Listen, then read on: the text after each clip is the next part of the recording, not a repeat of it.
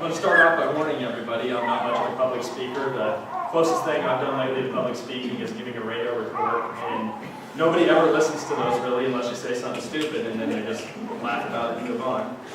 So, but anyways, I'd like to start off by saying it's nice to see everybody from all the different classes. There's 3 separate classes represented here today, and I'm glad that all the ones that could make it made it, and the ones that couldn't, I wish they could be here today.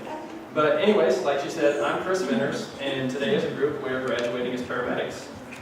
It's been a long road, but we are finally here, and we finally made it. So once again, congratulations to all of my classmates, and I hope we can all really enjoy today's celebration. It takes a lot of work and dedication to reach this point, and each one of us is standing a little taller today, and we should be. We should all be very proud of what we have accomplished. But like Carol pointed out earlier, we did not do this alone.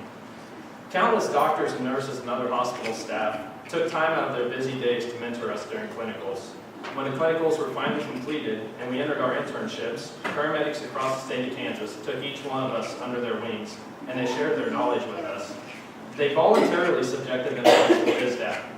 So those of you that don't know what FISDAP is, it's this handy little charting system that we have to use that they tend to break about every month, and then they have to go back and refix and break something else, and it's not much fun to deal with. So these people became our preceptors, and they said they were willing to deal with FISDAP. So it kind of made me think they either need some serious psychological evaluation, or Tom did not receive informed consent when you talked him into being preceptors. So I do have some textbooks for sale, Tom, if you're interested. Stacked about this tall, if you'd like to review those legal chapters. But anyways, regardless of how they came about to be preceptors, they took on a role that cannot be taken lightly.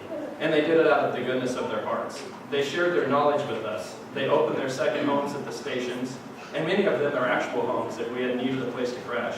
And more importantly, they made sure we didn't kill anybody. So a big thank you goes out to all those services and the paramedics and EMTs who made it possible for us to learn. But while we were out there learning, we were very busy with a lot of hours, a lot of stress, and I know I can only speak for myself, but I know I was a little moody at times, and it wouldn't surprise me if a few other people up here could say the same. So not only did our preceptors have to put up with that, but so did all the folks at home. So to all the people in our support systems and in our lives, thank you for sticking with us. And sorry for all those times we were cranky. Every hour of medic school is an hour spent away from loved ones in our lives, and usually puts more work on their shoulders. So for everyone who supported the student here today, thank you. And I hope you can also enjoy today, for it is also for you to celebrate as you own a part of this accomplishment too. And there's another group of people here with cause to celebrate, and that would be our educators, the ones that are present here today and the ones that aren't. The staff at Barton EMS Education has put in a lot of work to get us here. Not to mention having to put up with our moody times also. So thank you all for sharing your gift of knowledge with us and for resisting that urge to choke us. So I'm sure at times you wanted to kick our butts, and I'm definitely sure we deserved it. But despite it all, you got us here and really did it in a way that shows that you care and have a vested interest in our success. So to all the teachers and lab assistants of all the different classes, thank you very much. Out of all the people here who helped make our education possible, though, I'd like to say a special thank you to Carol. For those of you that don't know Carol, it would be hard to convey the type of person she is. So I'd like to share a little.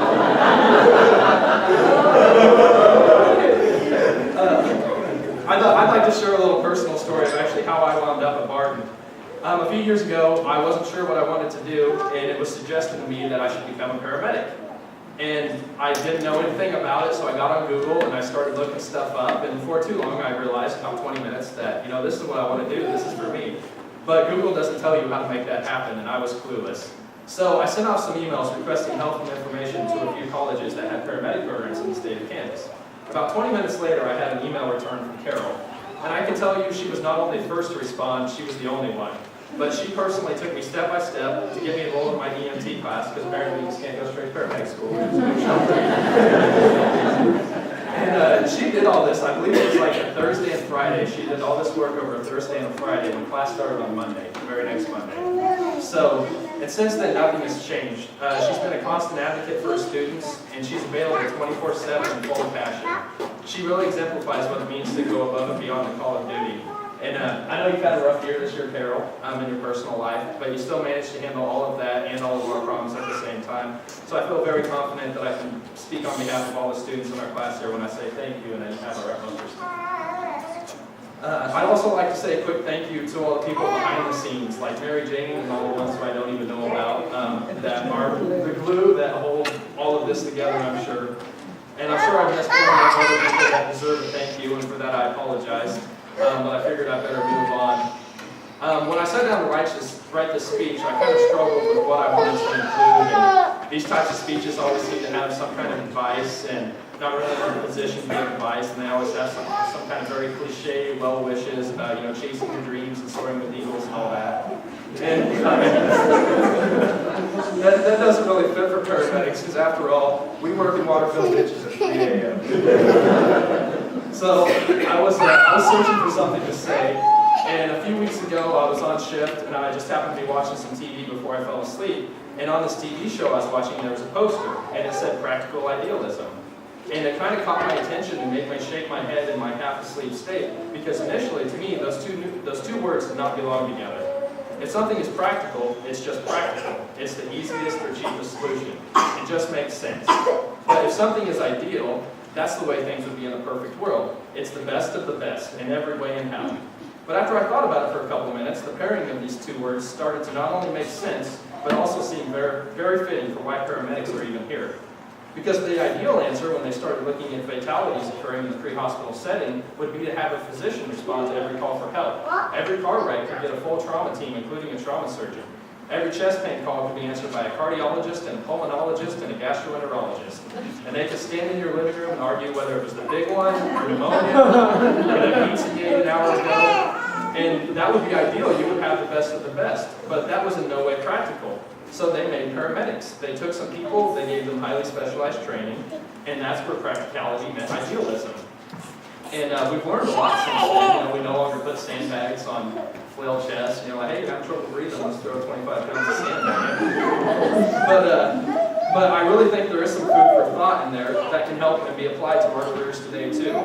And I would hope for myself and all the paramedics here, when approaching a problem, and it can be any problem in our careers, to try to find the solution with practical idealism. It's important, it's very important to strive for the idealistic things in EMS. But if that is our only focus we have, our careers will be plagued with disappointment and snuffed out by early burnout. On the other end of the spectrum, if you don't strive towards the best, it's easy to become complacent, and unfortunately complacency is a real problem and it costs real lives. So finding a middle ground of practical idealism, it might mean picking your battles, or it might mean cutting yourself some slack, or being reasonable as you try to raise the bar for yourself and all the people around you. If we look to the roots of our profession as guidance of where practicality met idealism, I really do believe our careers will be better. So there's my 2 cents of advice that I put together, so you can take it or leave it. But in closing, I'd just like to say that I have thoroughly enjoyed paramedic school. Don't get me wrong, at times it was horrible. If you could have seen me, I believe it was December 26th last year. I was leaving work or clinical and going to one or the other, and I've been going for about 60 straight hours, back and forth between the two. And I wouldn't say I wanted to quit, but I definitely just wanted to go home and go to bed. But I picked up the phone and I called one of my classmates. I called the other Chris over here, and we had a nice conversation, and by the end of it I felt better. But during that conversation, I remember saying to him, Winters, being a paramedic better be the coolest thing ever, or we got totally hosed. So with that in mind, I would like to wish you all the best of luck in your careers. Good luck at boards tomorrow, those of you that are testing. Good luck at graduation tonight. Hopefully nobody trips. And I really do hope that you think being a paramedic is the coolest thing ever. So thank you.